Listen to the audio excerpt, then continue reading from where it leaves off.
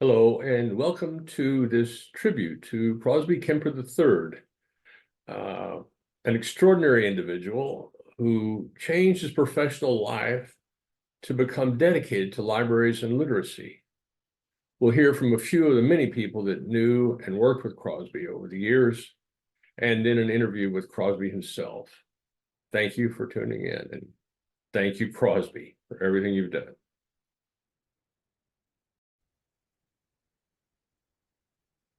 Here we are with Jenny Stapp, the state librarian from Montana. Welcome, Jenny.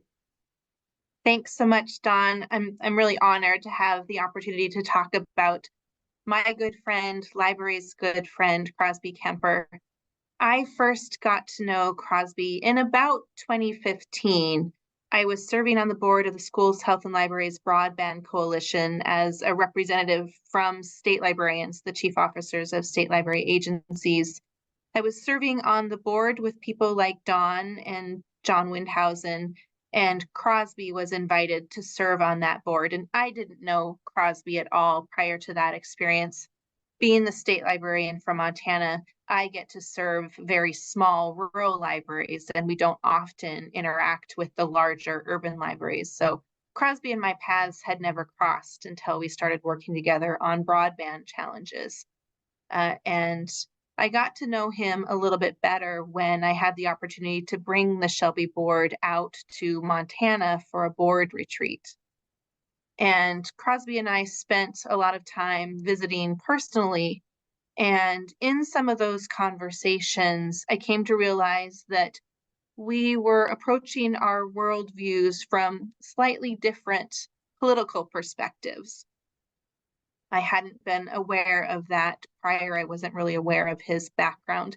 And several things came to mind when I realized that.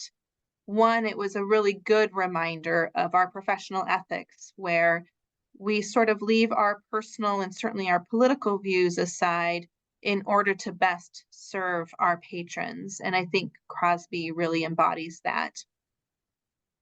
Two, it reminded me of the importance of finding common ground and how we as library professionals work very hard to find common ground on a variety of issues that help us best serve our communities. And again, I think that that's something that Crosby just really, really embodies.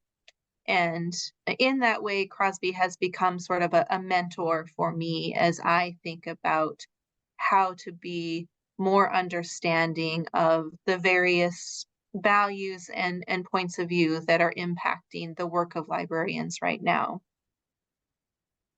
In his work as IMLS director, I had the wonderful opportunity to serve on the board of the IMLS, the National Museum and Library Services Board, with him.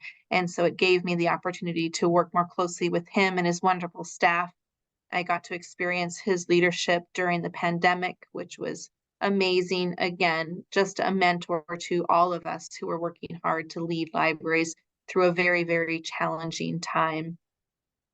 In that role, I got to see him elevate the importance of libraries' mission in supporting literacy specifically. Obviously, literacy is a great passion of Crosby's, and it's really the anchor of libraries. And especially in times when we are seeking to find common ground, literacy is that bridge where there is value that all people seek that can be addressed through serving to improve and develop literacy as a common goal for all people. And Crosby has spent a lot of time researching that, talking about that, building bridges with authors and a variety of people within the library community to think about how we can elevate the important work that libraries are already doing to support the mission of literacy in our communities. And then finally, Crosby really has elevated the work of libraries as problem solvers in our communities. When we've looked at national medals awards for libraries, he always talks about those libraries where it's the local governments that are seeking out their libraries as problem solvers to address community needs, as the leaders in our communities. And I hope that we can continue to do more and more to make sure that people in positions of value and authority recognize how libraries can be champions of their communities. They truly are the problem solvers in our communities. They're the hubs of our communities. I know that Crosby's work, his legacy, is advancing that view, that vision of libraries for all of the communities across the country. Don, thanks. I'm really grateful to have the opportunity to share some of my reflections on Crosby. Thank you very much, Jenny. You're welcome. Hello, welcome Diane Connery, the Development Director for the Pottsboro, Texas Library. And Diane has been a frequent guest on Libraries in Response and a longtime associate on various interesting projects that she does that we've tried to support. And likewise, Diane's supporting us. So she is now as part of our tribute to Crosby Kemper III. Diane, welcome. Tell us a little about yourself and how you know and have worked with Crosby. Will do, and thank you for having me. It really is a pleasure to talk about Crosby. I am an accidental librarian. I call myself that for a long time, but now 14 years into it, I don't think I can fairly call myself an accidental librarian anymore. And I can relate just a tiny bit to Crosby. Got into library world through other kind of not the traditional pathway. So I am the development director of a little bitty library, a town of 2,600 people in North Texas. And I guess what comes with that sometimes is the imposter syndrome. So when I am networking with libraries, big libraries with enormous budgets, I kind of feel like I don't quite belong sometimes, or I used to. When we started in 2010, we were all donor, all volunteer, no taxpayer funding. And since then, we have worked our budget up to 39,000, and we work magic with that 39,000.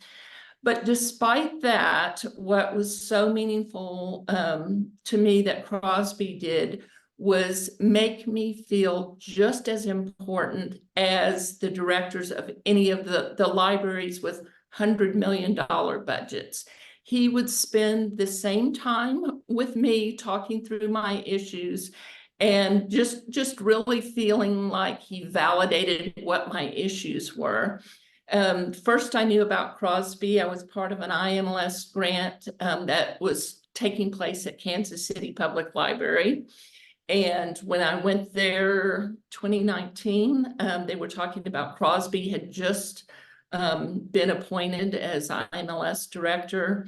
And that just seemed like a magical high throne to me at the time.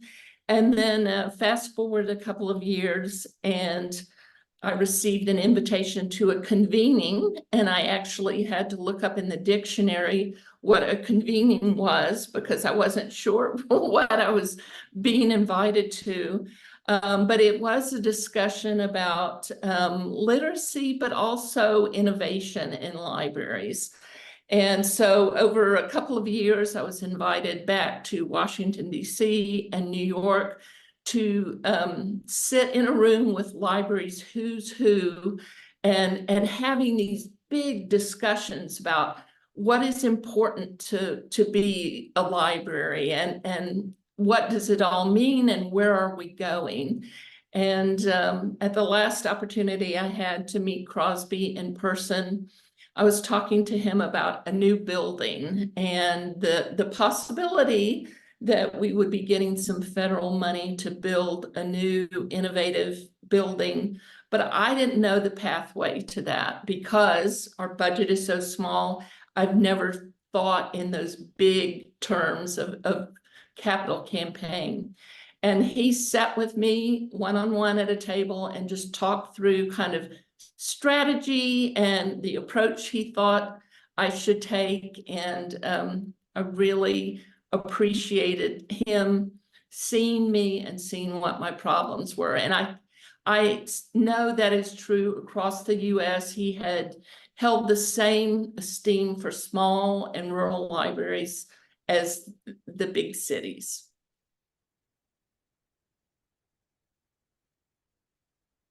Wonderful. That's great, Diane. Thank you so much. I'm going to stop the recording here. Okay.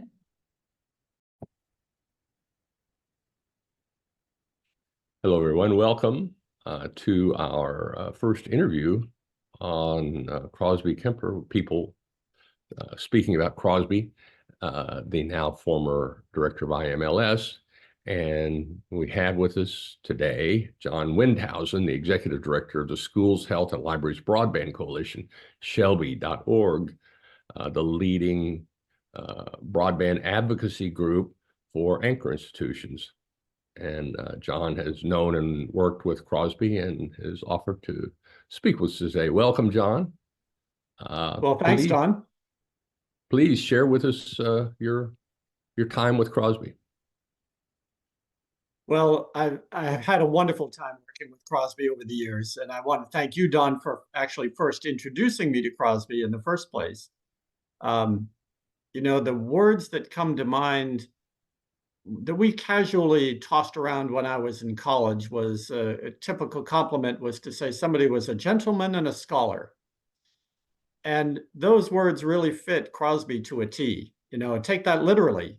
He is a gentleman. He's been a wonderful guide, mentor to me and to the Shelby Coalition. He's so thoughtful, and I would just add, not only is he a gentleman and a scholar, but also a leader. When he was brought onto the Shelby board, we were very pleased to have him, and then he quickly demonstrated his capabilities for not just being a board member, but for leading the board. And so we were very pleased when he agreed to become chairman of the board. And, you know, at that time we had, okay, let's try this out for 1 year. And that's, wow, he's doing such a great job. Let's ask him to extend for a second year, which he was very happy to do. And that was really one of the Shelby Coalition's great growth periods, was under his chairmanship. And that's in part because he not only knew how to run the board meetings and to draw out the talents of the board, each individual board member, that he was able to bring out their talents so that they could share their message and be an ambassador for Shelby. But he also contributed to increasing our level of contacts, both within the library field, but also in the financial community. So he had a number of strong connections, and he and I spent some time together just driving back and forth between St. Louis and Kansas City at one point, and stopping off to meet with various contacts of his to talk about Shelby and introduce them and introduce me to these potential funders. And that was a great benefit. But along the way, we shared stories about his background and my background. We both went to the same college, so we had some nice chances to reminisce about our college experience, college days. And then, you know, he went on to bigger and better things as head of IMLS. And it was extraordinarily wonderful to see Shelby board chairman, then, you know, for Shelby to be the stepping stone, if you will, to help him advance his career. And then he did a fabulous job at IMLS. He was a keynote speaker at our annual conference a couple of years ago. And just, he's such a decent guy and thoughtful. And he really takes to heart the need to promote digital equity and promote digital inclusion for all people. And he talked very eloquently about the role of the library, the Kansas City Public Library, in accomplishing that goal. He was the first host of the NDIA annual conference, which has grown significantly since then. But he hosted the first NDIA conference at the Kansas City Public Library I don't know exactly when, 7, 8, 9 years or so ago.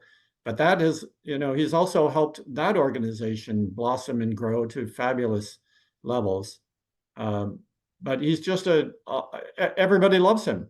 Everybody loves working with him. And even when we disagree, he finds a way to bring his point home in a way that's acceptable, that's reasonable, it's not confrontational.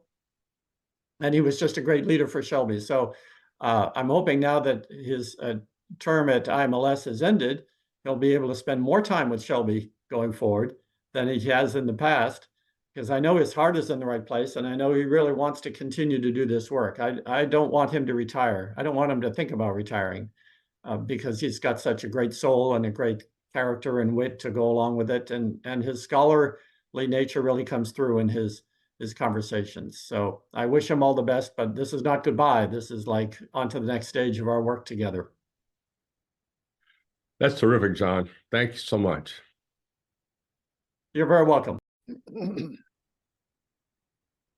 We now have with us Marcellus Turner, the CEO and Chief Operating Officer for the Charlotte-Mecklenburg Public Library. Is going to have something to say to us about Crosby. Welcome, Marcellus. Please take it away. Thank you so much, Don. I always start these things out hoping I have a great story about the person being asked about.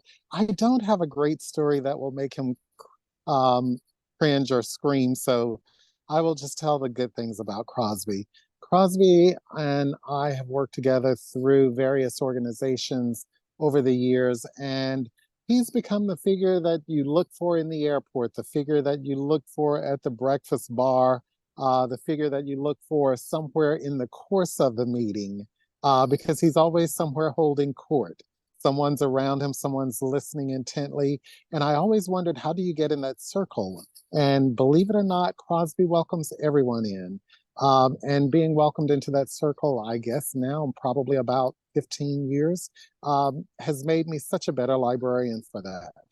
Crosby is a believer in libraries, but he's a believer in what the value of libraries are. And so that's always been a great thing about him. He believes in the value of them and what they will do for a community, as well as what they will do for the individual. That being said, I found many great laughs with him. He has a great sense of humor. I might even say wicked, but I don't know that that would be the true definition of what Crosby is doing when he's talking. But he holds court in such an engaging way, with humor, with intellect, with logic, with sensibility, and with a sense of urgency about what we need to do. And for that, I will remember him greatly. I also recognize that Crosby walks in very big shoes. The laces are tied, they are neatly done, they leave a great lasting imprint in the ground when he takes a solid step. So it's just a great joy knowing him and working with him in libraries and walking beside his shoes. And I think that's all I have to say right now, Don. That's great.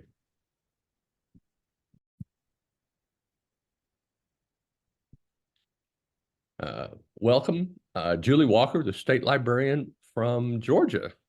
Welcome, Julie. You have something you wanted to add about Crosby? I do. I'm so pleased to be here today. In addition to being the state librarian of Georgia, it is my honor to be the president of the Chief Officers of State Library Agencies. So on behalf of all of my fellow chiefs, I'm really happy to talk a little bit about Crosby today, because I can say without reservation that our entire group appreciates Crosby more than he probably could ever imagine. Someone who has such a heart for libraries and did so much good in Kansas City for so long, and then had the willingness to step up and take the role of directing the Institute for Museum and Library Services is just an amazing thing to us. I mean, obviously Crosby had no idea exactly what was going to happen just a few weeks into his tenure, even if it hadn't been a once in a lifetime pandemic situation. It's a big role. It's an important role to us, particularly for state libraries, because the federal funding from IMLS flows through our organization. So we really have a keen view of how important that funding is for all of our states and for the massive amount of work that IMLS does. So for Crosby to step up and agree to take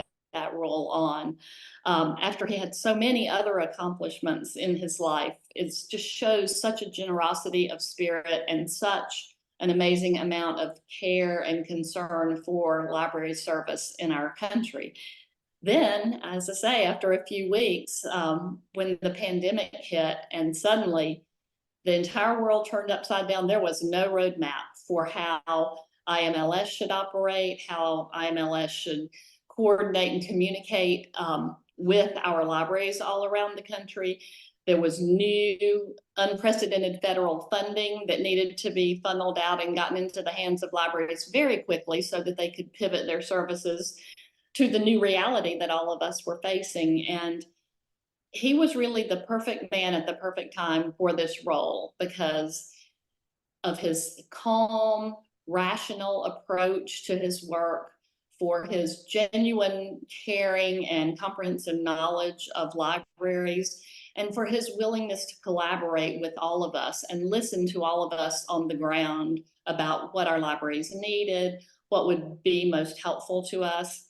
The entire team at IMLS is amazing. I cannot say enough good things about all the years I've been able to work with them and been privileged to work with them.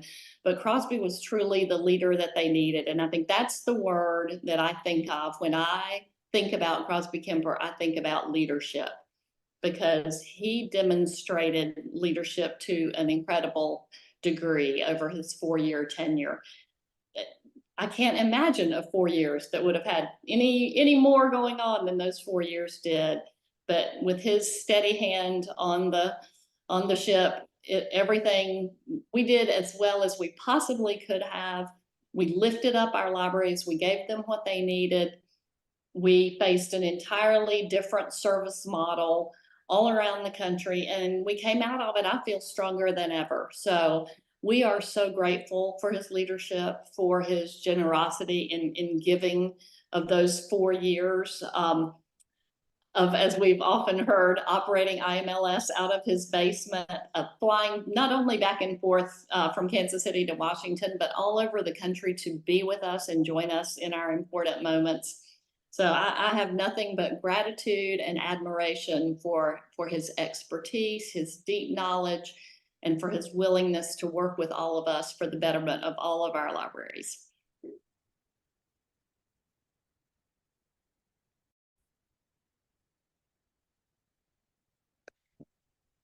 Here we are with Crosby Kemper III on his last day, or next to last day, or the day after his last day. It's my last day. It's my actual last day. And probably this is probably the last half hour I will be in the office. All right, we caught you just in time. Great. Yeah. So welcome, Crosby. Thank you for making the time today. I know you have a conflict actually today, which is tomorrow where we're playing this, as you'll be in the air. But it's great we get a chance to do this. It's always good to talk to you, Don, my friend of now 50 years or whatever it is. Whatever.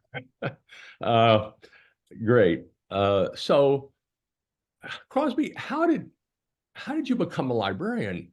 You're from Kansas City. You come from a century of bankers in Kansas City. Right. Crosby Jr., Crosby Sr., bankers, and now Crosby III. You were a banker yourself. So now you're, well, before you became the director of IMLS, you were a librarian. So how did that happen? So, Rufus Crosby, my whole name is Rufus Crosby Kemper. Rufus Crosby, my great-great-grandfather, was a banker and a merchant, a grain merchant, and also the youngest signer of the Free State Constitution, the Constitution in the state of Kansas that caused the Civil War. Right. And so I like to think my heritage goes back to him in a lot of ways. We're a banking family, and I was interested in banking and became a CEO of a fairly substantial banking company. Currently now, I think, under my brother's leadership in about 10 states. And I enjoyed that. But a time came in my career when I was interested in doing other things, and the family was interested in doing other things. I happened to take a job briefly, I thought, as the interim director of the Kansas City Public Library to solve what they thought was a financial problem that the library, in fact, didn't have. And I discovered that fairly quickly, but also discovered that I liked what I was doing. I had a great group of people at the library that I was working with. And probably a key to it was also the Kauffman Foundation. At that point, the chairman of the board was a guy named Tom McDonnell, and the CEO was a guy named Carl Schramm. And they were both friends of mine, and I worked with them. And they were willing to support some things that we wanted to do in the library, particularly around our programming and ultimately around some social activities, some social well-being questions, if you will, that the library is engaged in. And so I decided that I would accept the library's offer of being permanent librarian, and which was difficult to do because it turned out that my predecessor, himself a very fine librarian, Dan Bradbury, was, I think, Librarian of the Year one year, had caused the Missouri legislature to write a law that just applied to the Kansas City Public Library, that the director had to have either an MPA or an MLIS, and I had neither. And so we had to change the law in the state of Missouri. Missouri Library Association, the MLA, was against it, changing the law.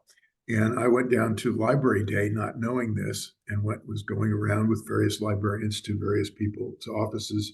And then there was the cocktail party later on at the Jefferson City Country Club. And all these librarians I was introducing myself to, gave me these odd, sort of embarrassed looks. And I later found out it was because they'd been lobbying against me in the legislature. All of them became my friends over the years. So it was an interesting introduction to the library world. But the real reason I became a librarian is I've always been engaged with books, with ideas, with the humanities generally considered. And I was a history major undergraduate at Yale, and a reader of philosophy, and still am. I have my own very large personal library of probably 25,000 books at this stage.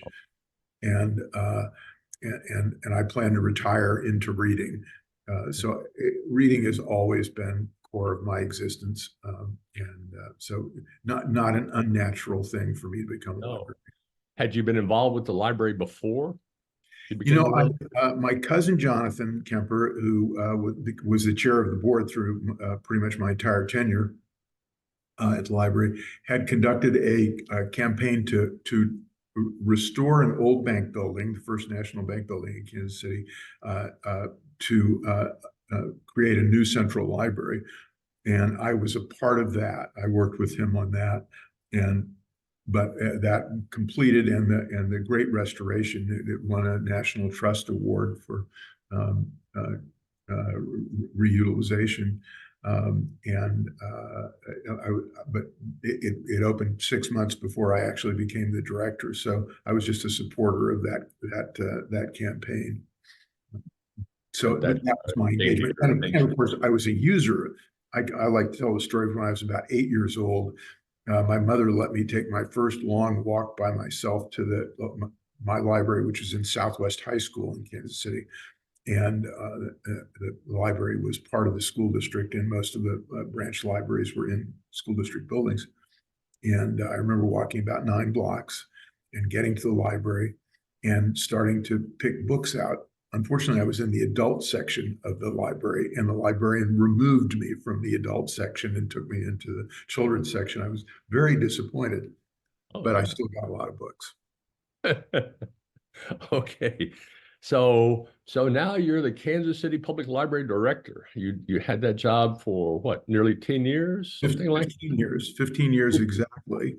And it was a great job, and the library is a great library. And we got the IMLS medal, when Ann Radice was the director of the IMLS, and Ann is now senior advisor to me as the director and has been the deputy director at the NEH and the NEA. A really great person. One of the joys of my job, being able to work with her.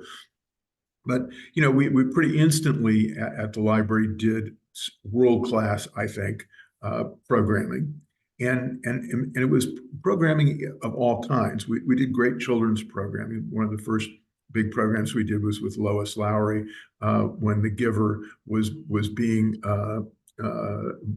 eliminated from some school reading lists in Kansas City.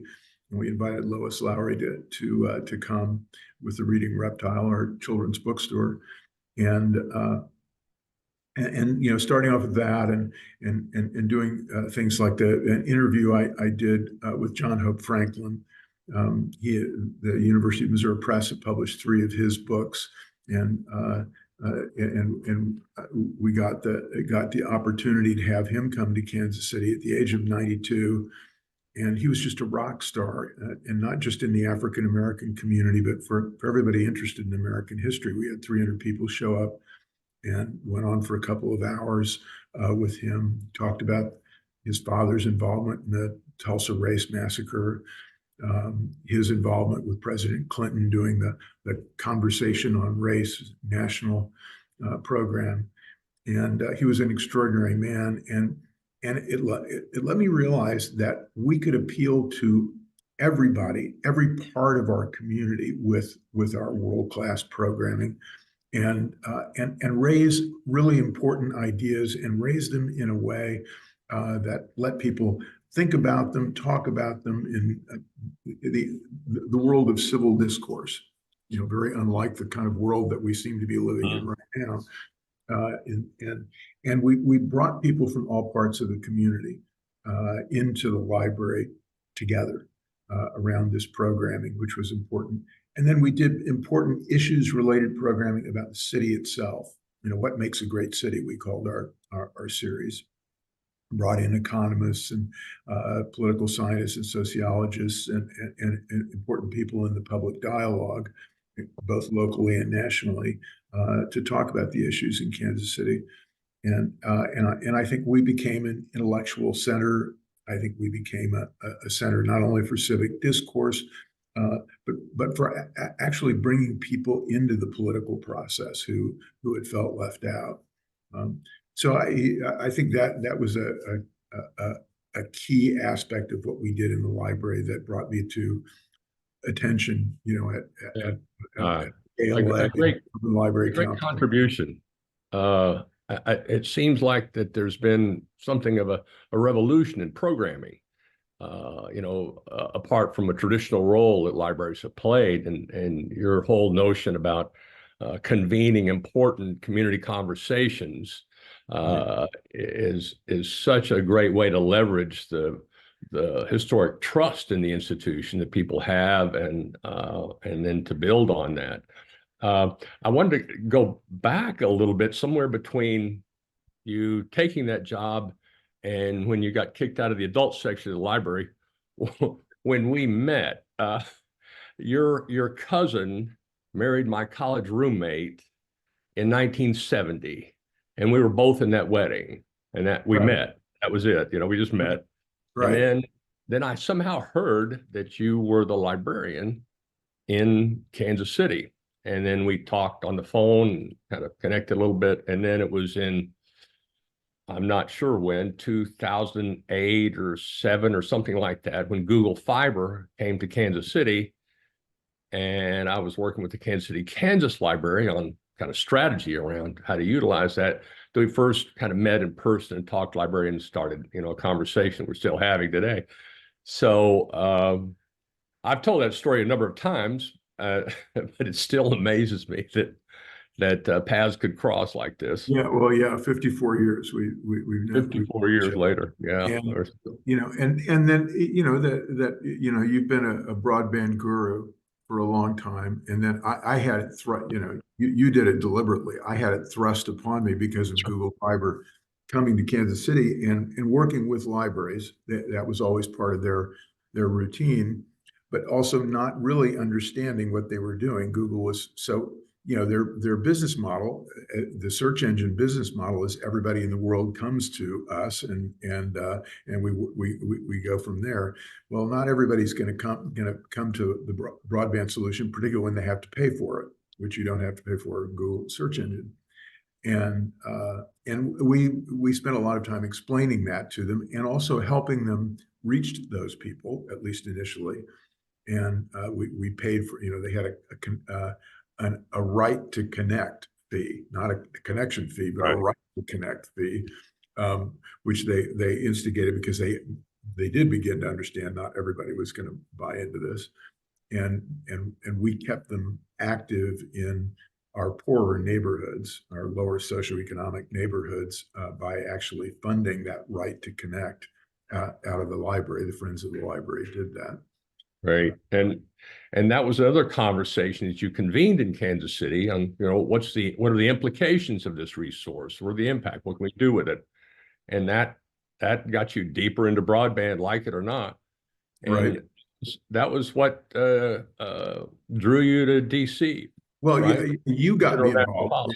I have to say that you got me involved, and were my predecessor, along with Jenny Stapp and others, chairing Shelby Schools, Healthcare, Libraries, and Broadband, the premier advocacy group for broadband and crossing the digital divide in DC. And that is what brought me to national attention. You and Jenny and John Windhausen are responsible for my career. And that's saying a little much. Well, really at the national level, because I don't think the ALA, would never have considered. I was essentially nominated by the ALA to the position. This was not something in the Trump administration that anybody was thinking about. So they put me on a list, and I rose to the top of the list for a variety of reasons.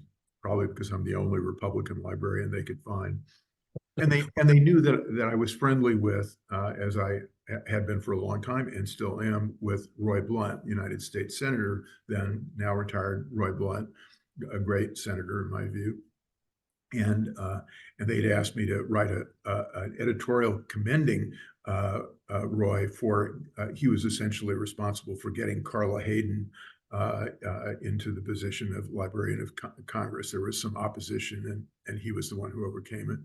And so I wrote this op-ed piece that the Kansas City Star did not run, but I wrote it, and the ALA was appreciative of that. So they were thinking about me when the job came up, and Roy then helped. But it's interesting.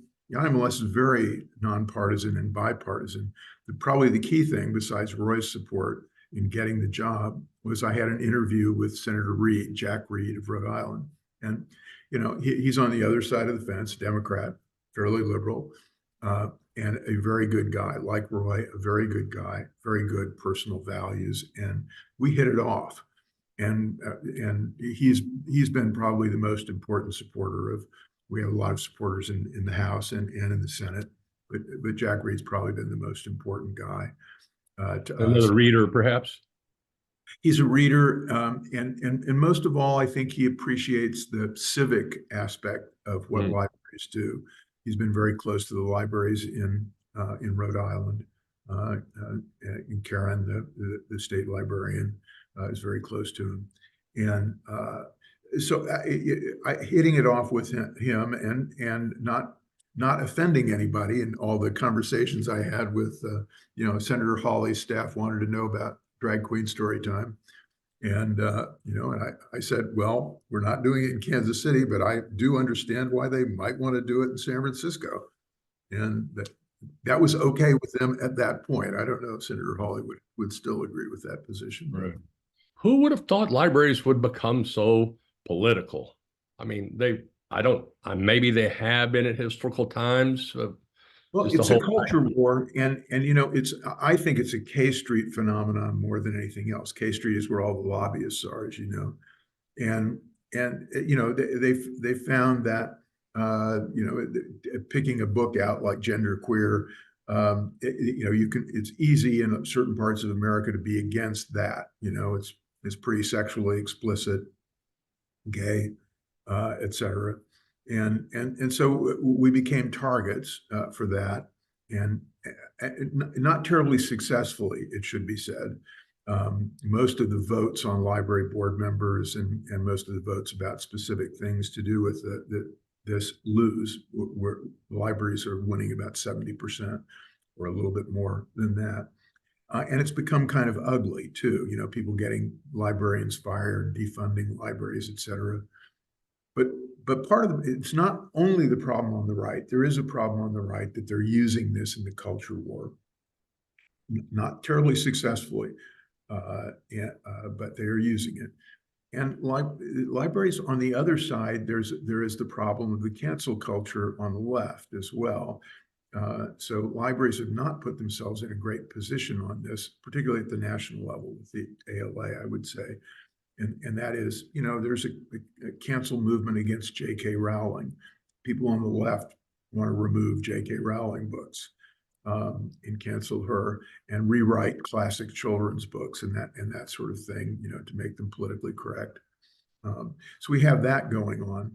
And then we have a very specific situation, which I'm ending my career at the IMLS on, which is the ALA was found, Deborah Caldwell Stone was giving a very reasonable review of the freedom to read, the ALA's position on the First Amendment with regard to programming and whatnot, talking about it from a First Amendment point of view. But it was at a moment when Kirk Cameron and Brave Books were promoting his Christian children's book. And some librarians didn't want to have Kirk Cameron in the library. And so Deborah unfortunately stepped out and said, well, you really have to have a policy that applies to everybody. But if you want to stop Kirk Cameron from coming to the library, here's what you do. And that was unfortunately recorded. And we got a letter from Brave Books and Kirk Cameron saying, how can you fund the ALA if their position is against books like this? And a letter from 3 senators, Senator Rubio, Senator Braun, and Senator Kramer, about the same thing. So I sent a letter to all of the above saying, why don't we all get together and read this book together in the Kansas City Public Library? Brave Books and Kirk Cameron immediately said yes. Deborah unfortunately sent me an email saying, I'm too busy. And I haven't heard from the senators. I also said to the senators, I would be happy to read Kirk Cameron's book with you in the library of your choice in Florida, in Indiana, and North Dakota, where all 3 senators are from. And in particular, I said, I want to go to North Dakota to Senator Kramer because I'd never been, it's the only state I've never been to. And they have the Roger Maris Museum.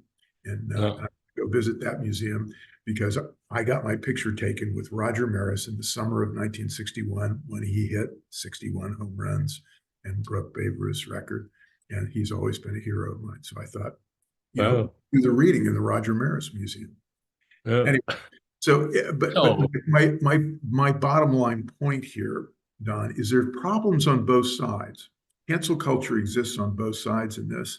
And it should be the position of librarians, and it's my position, that we ought to all get together on this. We ought to, there are things that are probably a little inappropriate, age inappropriate for kids that have crept into some libraries. But there, you know, it's also inappropriate for librarians to try and keep Christian books out of the library. Let's all get together and realize that we have a commonality here, which is we need to serve everybody in the community. And there, you know, gay people were left out of our definition of community for most of our history, but that's not true anymore. And we've voted on this in many states, and the Supreme Court has voted on it. And our polls show that most Americans would welcome gay people into their civic lives, and librarians are doing that. And the objection to that, some of it not admitted, but it's an obvious objection to that from the Moms for Liberty. I was about to say Moms Against Liberty. They couldn't really be against liberty, could they? Except it looks like it sometimes. And so there needs to be a way for us to come together about that. And that's why I suggested we read Deborah Caldwell Stone come and read with me, and the senators, Senator Braun, Rubio, and Kramer read with me as well. Right. Well, if there's a legacy for for your tenure, that should be it, that we could come together. We won for sure. Yeah, yeah. I'm the pandemic director of the IMLS too. Don't forget. Pandemic, yeah. So we've skipped over that. We kind of came right up to the present with what's going on today, which I think will interest a lot of people more than the pandemic, which people mostly want to forget about. I've discovered they're not that interested in reviewing what has happened, lessons to be learned notwithstanding. But you did come in to that job just as it dropped. We've just got a couple of minutes here. Can you kind of tell us what that was like, sort of emotionally, to have an expectation and have it just shift sideways on you like that? I mean, a big change. People went to work and, suddenly it's closed. That was a change. All of a sudden we were all virtual, and I ran the agency from my basement in Kansas City for a couple of years. And the virtual workplace is very different. We did it successfully, and we did research that helped libraries and museums reopen, research on the virus, et cetera.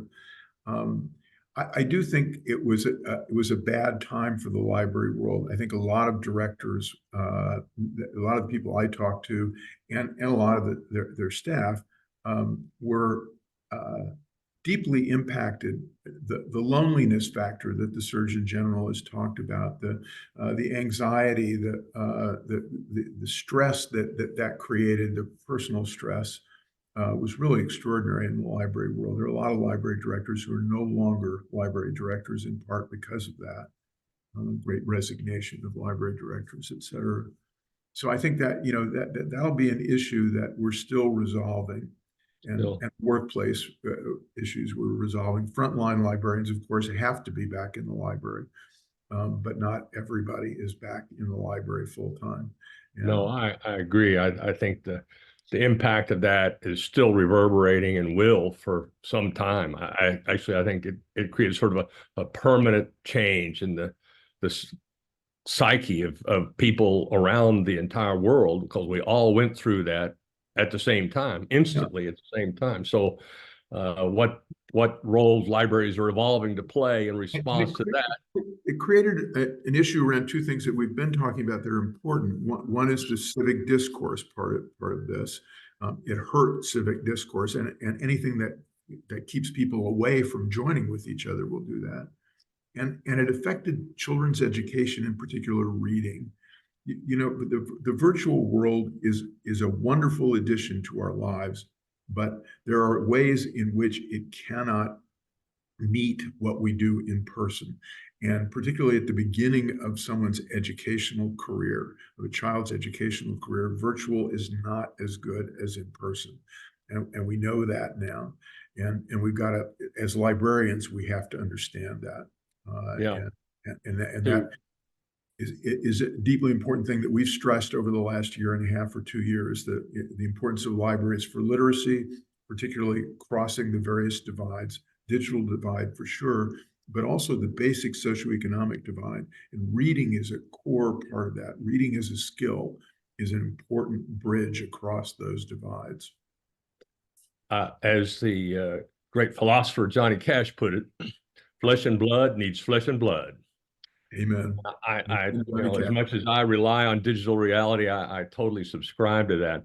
But it points us to what you've been talking about doing next. And I'd like to kind of close with that. And you could kind of give us a tip to where you think you're headed, if you know. Well, I've requested jobs either as a shelver at the Kansas City Public Library or security guard at the Nelson Atkins Art Museum in Kansas City. And they're reviewing my application in both cases, but I want to stay active in this world. I particularly want to follow up on the literacy things that we've been promoting on the library side, and the information literacy. Senator Reid and others in Congress gave to us an information literacy task force, and it's the last thing I'm working on. I will probably be working on something I'll give back to the agency, in a week or two. About the importance of information literacy. We talk a lot about misinformation and disinformation. And my point here, and I think the agency's point will be, we solve the problems of misinformation and disinformation better in this country at this time at the local level through local institutions like museums and libraries, neighborhood organizations, civic organizations, social justice organizations at the local level. And I think the pandemic showed that, particularly in helping people on the other side of various divides, give them good information and good even clinical delivery of service in what was. Right. I couldn't agree more. I couldn't agree more with that. And I think it's going to grow. I think the problem is going to get worse because it's, we've got AI now on the scene, accelerating everything. And so Right. the role of libraries as intermediaries and curators, it's going to Trust is so important here. Trust is so important, and all our national institutions have lost trust. And libraries and museums, cultural organizations retain it, some civic at the local level, some civic organizations, and individuals. If people, Senator Moran of Kansas said this to me. He said, when we were talking about vaccination, he said, the person you trust about a healthcare issue is the doctor who either delivered you or delivered your child. And that's a little folksy, but exactly right. It's at the local level. If you look at trust levels, that Pew, for instance, does these trust monitors, and we distrust the medical establishment and medical science more than we ever have, but we still trust doctors, individual doctors and nurses at a very high level. And we have to get the delivery of information back to the local level. We've got to deliver it more at the local Wikipedia level rather than at the national and international and global and universal level of Google. Right. What a contrast between the trust we have in those physicians and the trust we have in medical industry. I mean, there's about a gap. Right. Crosby, this has been fantastic. So much appreciate you sharing all this with us for posterity. And if you need a letter of recommendation for that security job at the museum, just let me know. I'll be happy to write it. I will, absolutely. I'm sure that would be great. I appreciate it, Don. I appreciate so much what you've done, and during the pandemic, the libraries in response. What you've done is tremendous. It's been a help to all of us. Well, we're going to have you back, and in whatever next phase of your career and life, we'll be happy to learn about, and always a pleasure to spend time with you, Crosby. Great. Take care. Thank you so much.